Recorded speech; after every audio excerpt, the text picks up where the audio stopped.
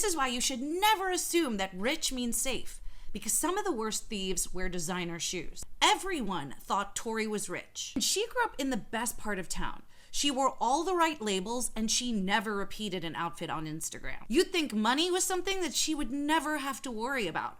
But the truth is, Tori's dad was rich. She wasn't. Her trust fund was delayed and she didn't want anyone to know. Not her friends, not her followers, and definitely not the guys who were in her DMs trying to buy her bottle service. So she got creative. It started small. She took a friend's credit card while at a sleepover and then used it to buy skincare products. By the time anybody noticed, she'd racked up $3,000 worth of random charges. She blamed it on fraud and people just believed her because she was nice. But Tori didn't stop. Because she'd gotten away with it, she moved on to bigger and better things, like borrowing someone's Cartier ring off of their bathroom counter. She also somehow managed to accidentally take the wrong limited edition, extremely expensive handbag at a brunch. She even stole a friend's iPad from her car and later pretended to find it so she could get a reward. But the moment that exposed her, she posted a picture of herself wearing a super unique gold vintage bracelet. And the real owner of the bracelet confronted her about it because she had actual receipts for it. The comments started flooding in,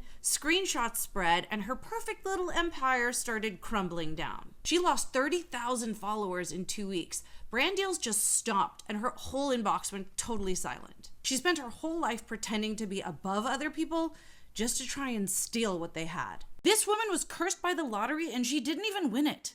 So there's this girl, we'll call her Zara. And one morning she walked into the kitchen with her family and just said, "I won the lottery." No buildup, no explanation. She just walks into the kitchen with a huge smile and this "we're rich now" energy. She said she'd won $3 million and she even showed them a ticket.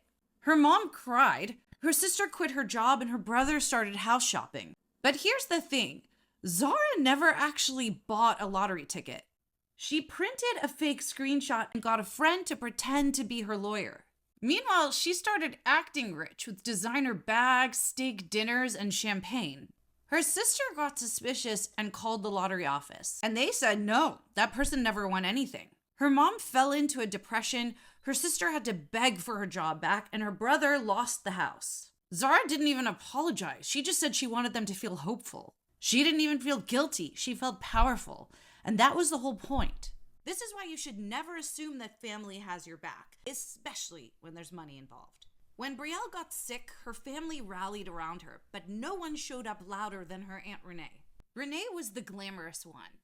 She was overdressed for everything, always had a massive perfume cloud, and wore silk scarves in summer.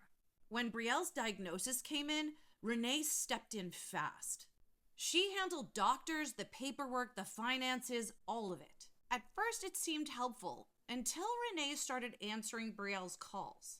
She controlled who could visit. She even made her move into her guest house. Someone in the family noticed that Renee had changed Brielle's lawyer. Another cousin tried to visit 3 separate times and was turned away each time because Brielle was sleeping, but they could clearly see that the lights were on in the guest house. When things finally took a turn for the worst, then came the will. Everyone expected Brielle's sister to receive all her money and heirlooms, but everything was left to Aunt Renee. Renee just smiled and said, "It was Brielle's decision, because I was there for her when no one else was." But Brielle's sister found something. Old text messages where Brielle said that she felt like a total prisoner with Aunt Renee and that she was really scared to speak up.